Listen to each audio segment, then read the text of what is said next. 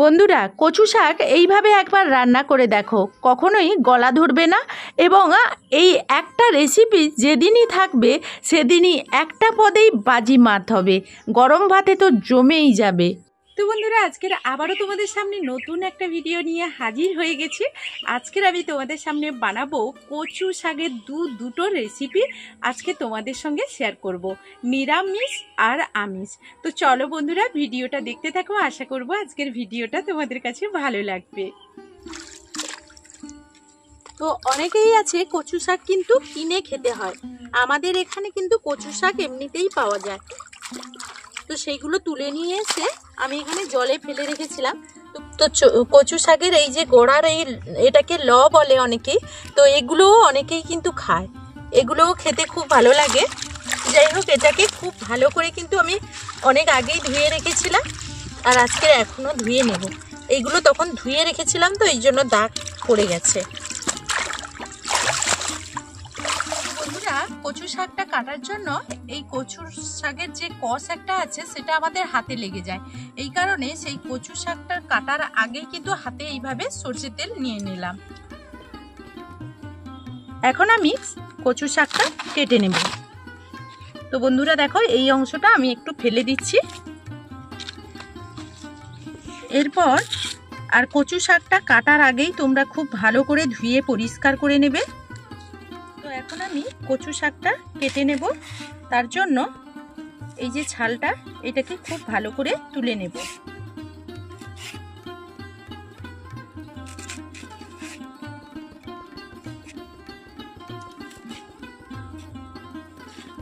এখন কচু শাকটা পিস পিস করে কেটে নেব।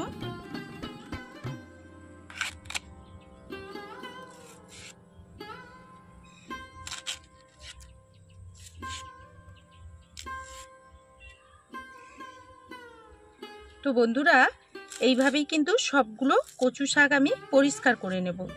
ভেতরে যদি ছাল থাকে ওটাও তুলে নেবে। তো এইভাবে দেখো আমি কেটে নিচ্ছি সবগুলো।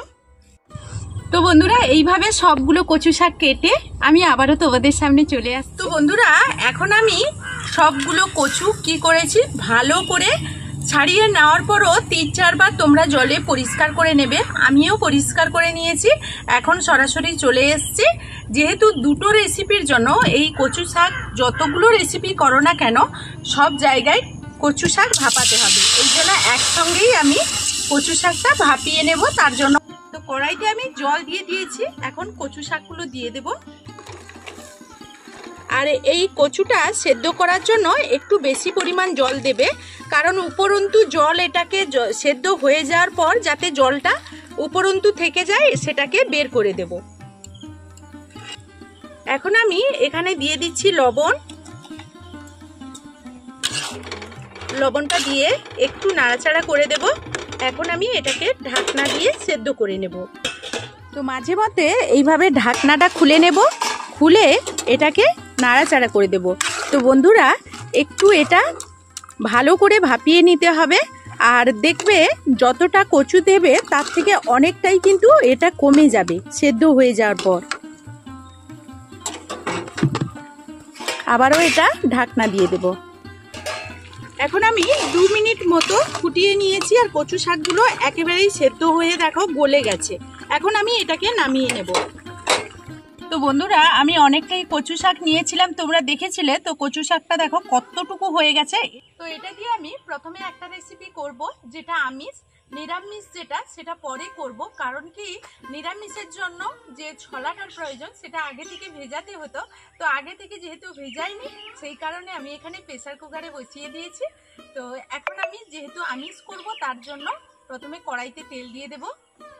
তেলটা গরম হয়ে যাওয়ার পর আমি এখানে বেশ কিছুটা চিংড়ি মাছ নিয়ে নিয়েছি। তো চিংড়ি মাছটাকে খুব ভালো করে ভেজে নেব। ওই কড়াইয়ের মধ্যে আবারও দিয়ে দিচ্ছি একটু তেল, দিয়ে দিচ্ছি একটা শুকনো লঙ্কা, 1 চামচ মতো জিরে,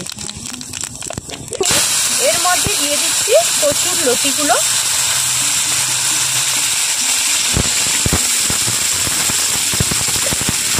তো সবগুলো দেইনি, আমি যতগুলো সেদ্ধ করেছিলাম সেখান থেকে হাফ দিয়েছি।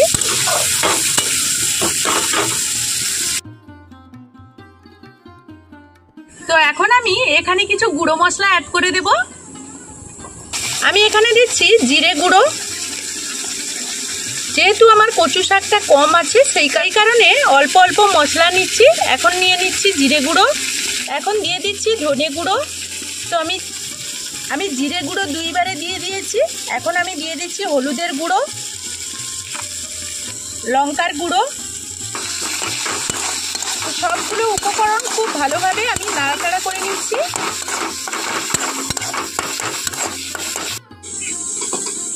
তো আমি 2-3 মিনিট মতো নাড়াচাড়া করে নিয়েছি। আর বন্ধুরা, কচু শাক রান্না করতে একেবারেই সময় লাগে না। এখন আমি এখানে দিয়ে দিচ্ছি যে ভেজে রাখা চিংড়ি মাছগুলো। তো এখন আমি চিংড়ি মাছগুলো দিয়ে এইরকম করে একটু ভেঙে দিচ্ছি।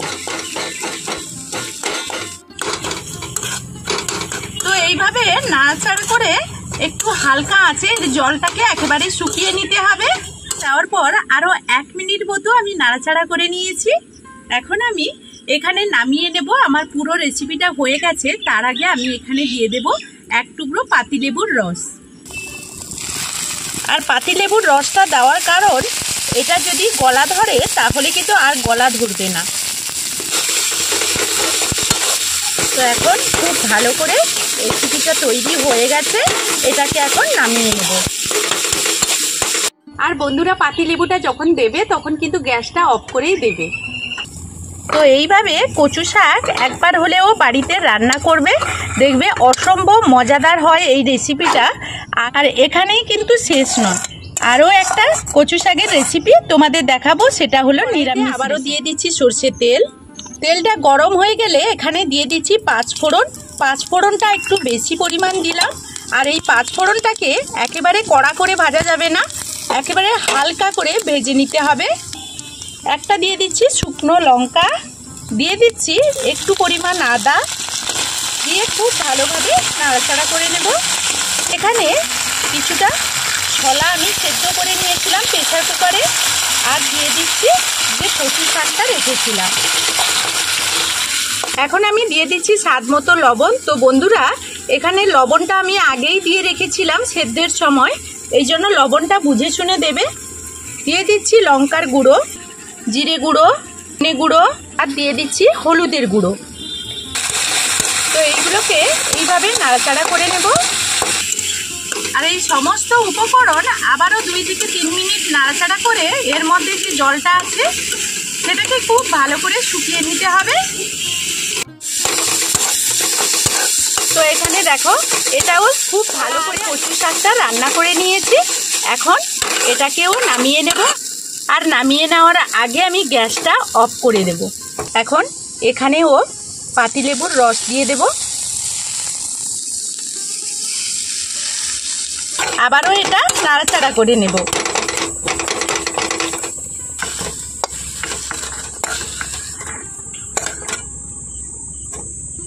এইভাবে আমার নিরামিষ কচু শাকটা রেডি হয়ে গেল। এখন কচু শাকের রেসিপিটা আমি খাবো, খেয়ে তোমাদেরকে বলবো কেমন হয়েছে।